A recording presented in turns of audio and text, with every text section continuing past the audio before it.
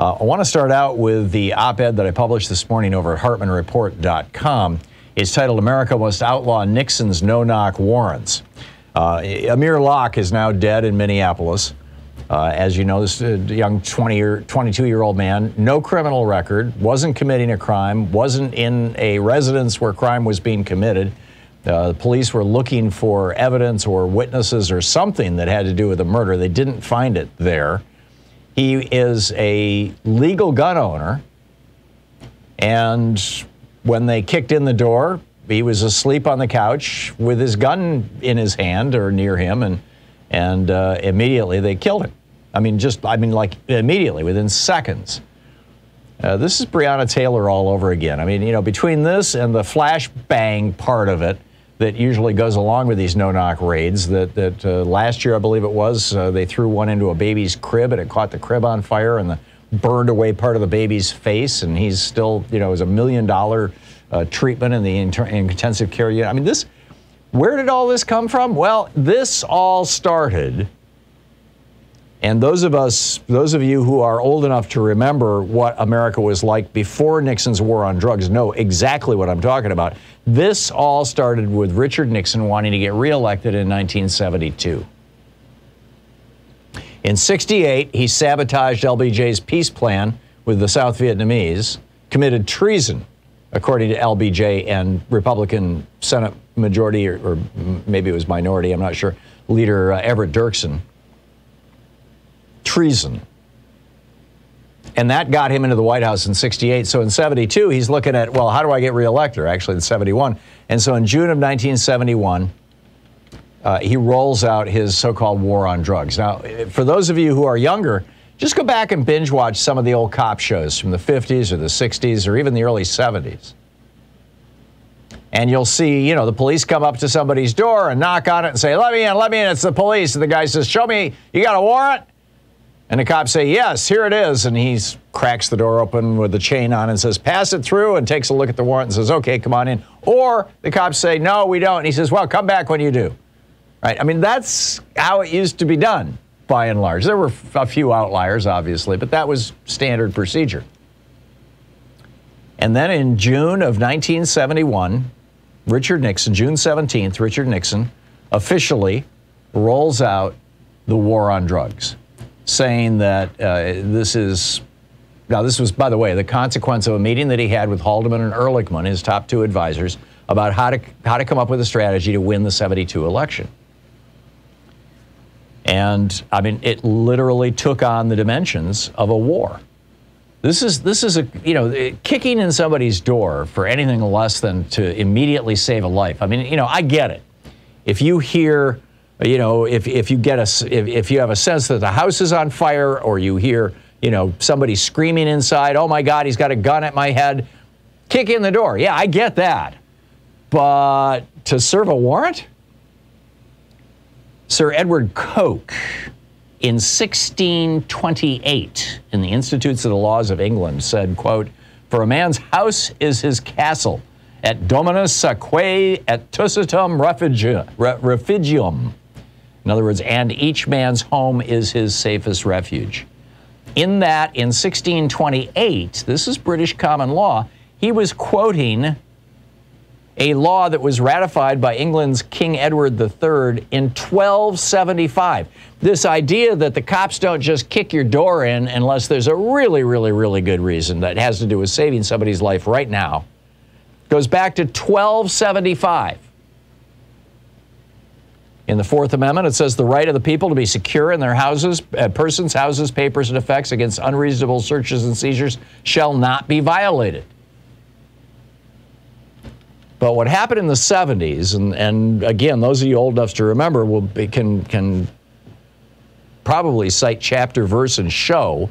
I remember it well. All these shows started popping up where the cops would bang on the door and say, I got a warrant, and then you'd flash to the back room where the guy is running out of the bedroom with a bag of dope and flushing it down the toilet as the guy in front is telling the cops, well, hang on just a minute, I got to read this warrant. I mean, literally, that was like the storyline in dozens of cop shows and a couple of movies, and And Americans were like, well, why? You know, people are getting away with flushing drugs down the toilet. That's not right. And then you started seeing cop shows where the cops were kicking in the doors. They did not have the legal authority to do that. That was not legalized by the Supreme Court until 1995. But hey, it was a thing in the 70s. And then the 80s. And then the 90s. Like I said, the Supreme Court just doubled down on it. This is June of 1971 was when Nixon declared his drug war.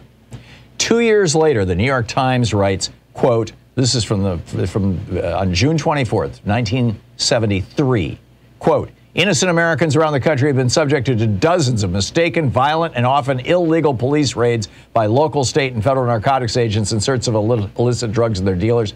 Such incidences have resulted in at least 4 deaths, including 1 policeman slain when a terror-stricken innocent woman shot through her bedroom door as it burst open. In California, 1 innocent father was shot through the head as he sat in the living room cradling his infant son. And it goes on from there. And the incidents also underline what some view as an inherent danger in, quote, no-knock. It was so brand new back then that they put it in quotation marks. Narcotic raids, which were authorized for federal agents by Congress in 1970. Christian Science Monitor reported that in 1981, there were 3,000 no-knock warrants in the United States. In 2006, there were 50,000. Last year, there were probably 70,000. Nobody's keeping an accurate number, but that's the best guess. 70,000. And you want to know what this was really about? Well, John Ehrlichman laid it right out for reporter Dan Baum. He was the guy who came up with this war on drugs, John Ehrlichman.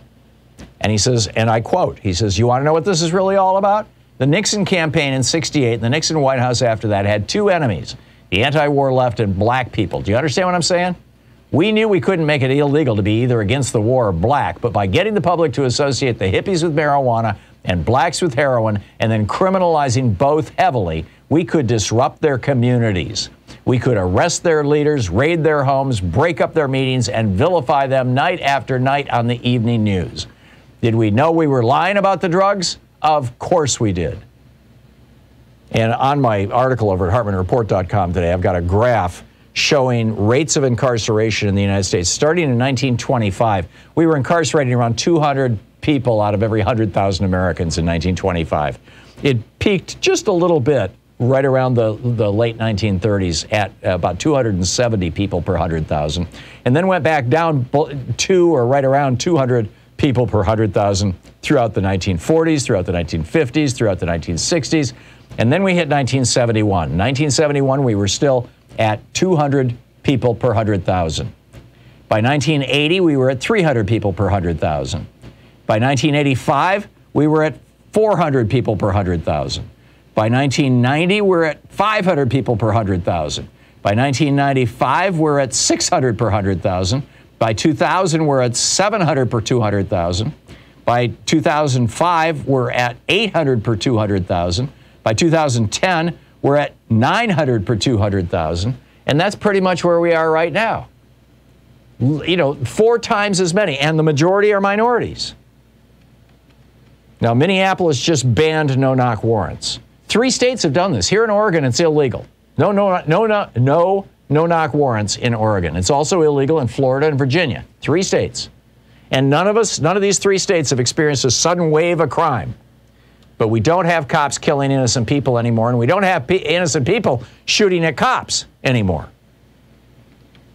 It's time for America to say enough. Nixon's war on drugs has caused enough pain, enough death, enough misery. It created our for-profit prison industry. It created the school-to-prison pipeline. It is a legal Frankenstein's monster that is 50 years old, and it's time to drive a stake through its heart and end that. Now, because the Supreme Court has weighed in 95 and 97 and said this is okay, we have to pass federal legislation saying, no, the Supreme Court is wrong. This is not okay. We're not going to do this anymore. It's time to end no-knock warrants, end Nixon's war on drugs. Here in Oregon, we have decriminalized all drugs. There has not been a crisis. Time to end Nixon's war on drugs.